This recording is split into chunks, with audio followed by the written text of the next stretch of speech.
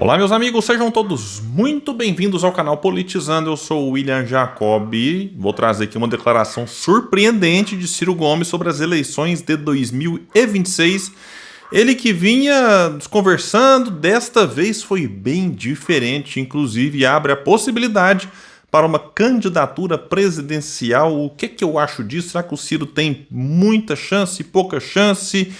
Vamos explicar aqui também a possibilidade dele vir candidato ao governo do Ceará e outros detalhes. Ele falou da sua situação no PDT, partido que ele por enquanto está afiliado.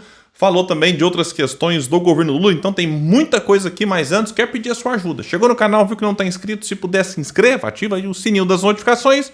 Gostou do vídeo? Joinha para cima, não gostou? Para baixo. Comenta, compartilha e espalha. Vamos trazer mais pessoas para cá, porque aqui nós lutamos por um Brasil melhor.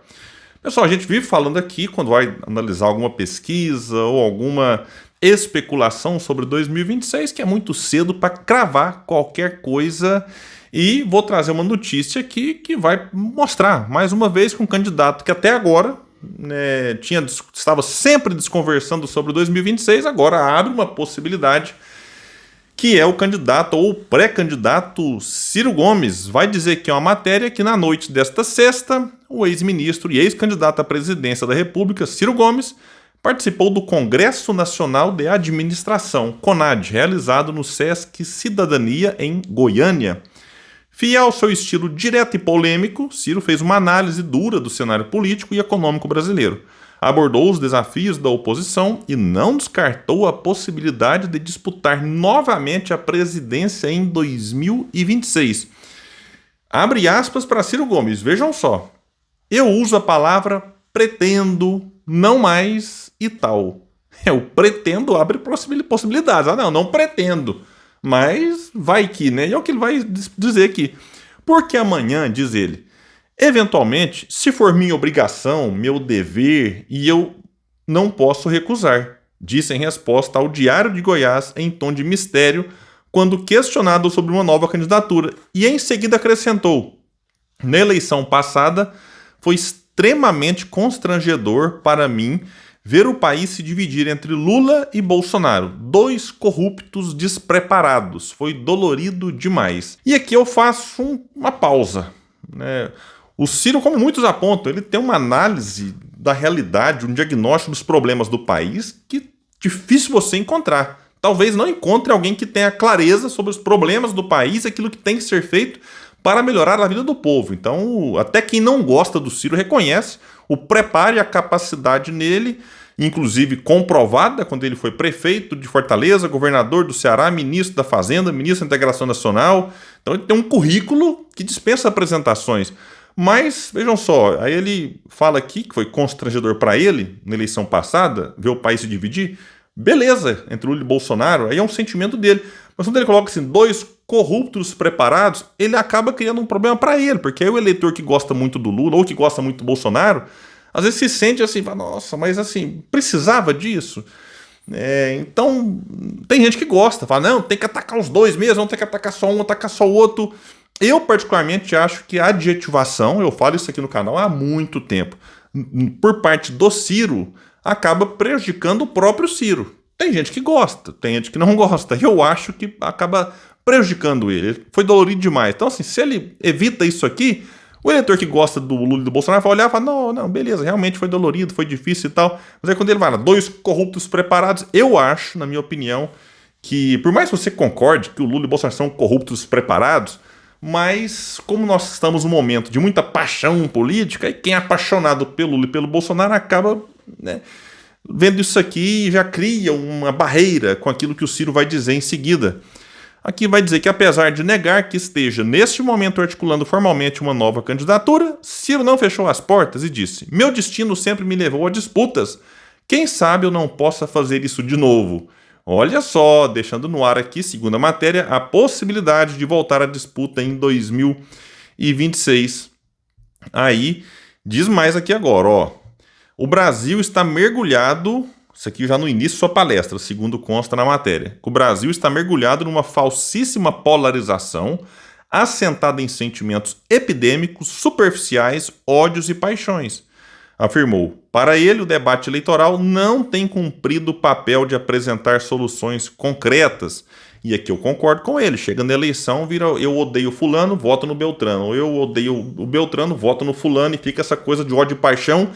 E a gente perde a oportunidade valiosíssima de, numa eleição, você avaliar as propostas, avaliar os candidatos por aquilo que eles têm defendido pro país e não simplesmente se ele representa a melhor posição contra quem eu odeio. Aí vira essa coisa que, infelizmente, intoxicou as últimas eleições, não só a última, mas no Brasil você vai conversar com as pessoas, não, mas em 2022 a gente não pode deixar o Bolsonaro continuar. Então eu até gosto do Ciro, acho as ideias boas, mas eu vou votar no Lula porque o Lula vai acabar e liquidar no primeiro turno. Aí você conversava com outro, fala, não, cara, eu até gosto do Ciro, mas eu não posso deixar o Lula voltar para a presidência, então mesmo a contragosto, vou no Bolsonaro para impedir a volta do Lula. Então ficava muito nessa coisa e ninguém avaliava a ideia, projeto, proposta, para mudar a vida do povo.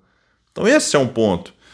É claro que aqui eu não estou negando que tem grupos que de fato gostam do Lula e votam no Lula por convicção, mas boa parte do eleitor votou no Lula por conta do antibolsonarismo. Da mesma forma, tem eleitor que gosta do Bolsonaro por convicção, mas boa parte votou no Bolsonaro por conta do antipetismo. Isso é um fato, não dá para negar isso. E aí quem era o menos rejeitado dos dois? O Lula, que venceu por pouco, porque a rejeição ao Lula era um pouquinho menor do que a rejeição ao Bolsonaro. Como em 2018, a rejeição ao PT elegeu o Bolsonaro. Né? E agora em 2026? Então, é um ponto a se pensar.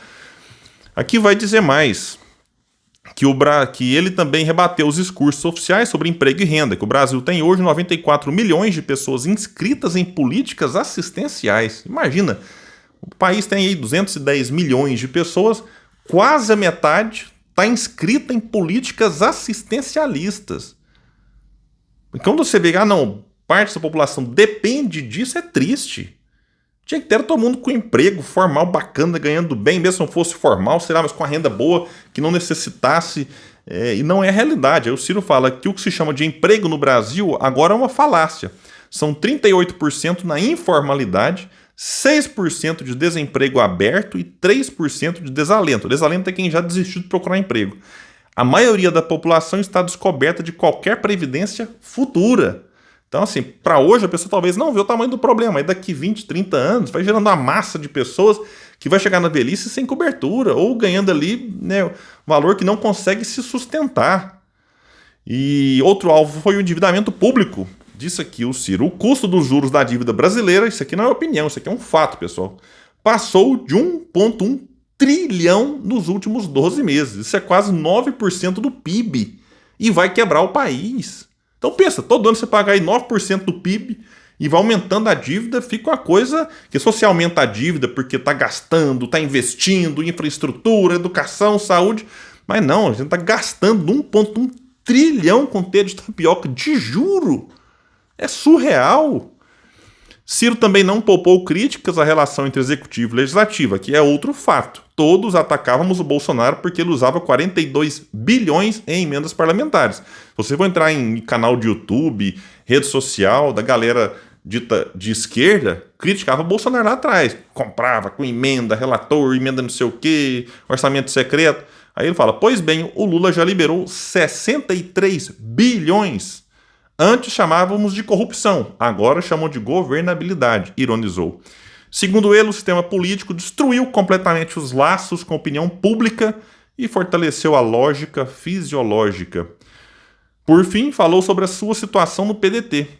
Ele revelou, insatisfaz, isso aqui eu tinha falado já outras vezes, isso aqui não é novidade. Estou muito infeliz no PDT. A burocracia do partido me tirou o comando no Ceará. Hoje, se eu quiser ser candidato lá, não tenho partido. O PDT foi vendido ao PT, acusou sobre convites de outras legendas, admitiu conversas com lideranças tucanas.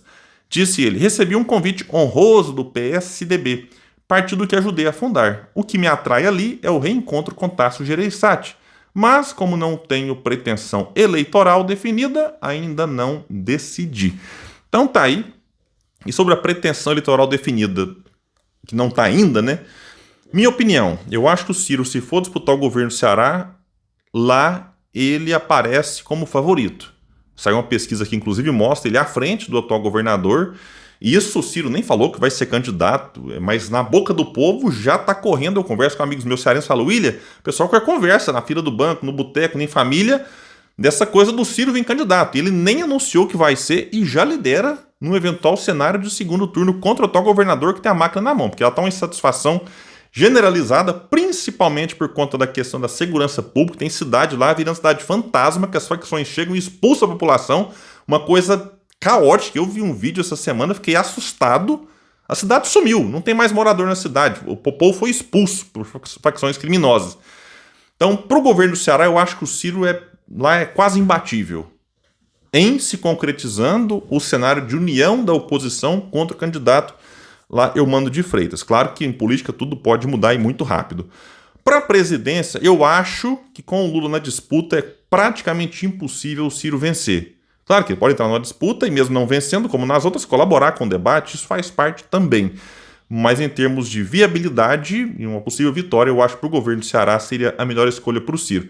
A não ser que o Lula não seja candidato, aposte tipo no Haddad e abra um espaço para o Ciro crescer pela esquerda, ou se na direita o bolsonarismo, tipo lançar o nome Eduardo Bolsonaro, quem não teria o consenso na própria direita, o Centrão não embarcaria na candidatura do Eduardo Bolsonaro, e com isso você poderia ter uma eleição muito fragmentada nos moldes de 89, com o Lula eventualmente sendo já o favorito para ir para o segundo turno, e você abrindo um espaço, uma disputa com muitos candidatos, tentando chegar no segundo turno, e aí o Ciro poderia ser um deles, mas repito, a depender do cenário na própria direita, porque se eles lançarem tipo um Tarcísio lá, aí fica quase impossível, deve ter uma união gigantesca em torno do Tarcísio, o que tornaria a tarefa do Ciro, que já é muito difícil com o Lula, aí ficaria praticamente impossível com essa união da direita, porque aí teríamos o Lula de um lado e o candidato da direita de outro no segundo turno, não tendo espaço para um crescimento da chamada terceira via.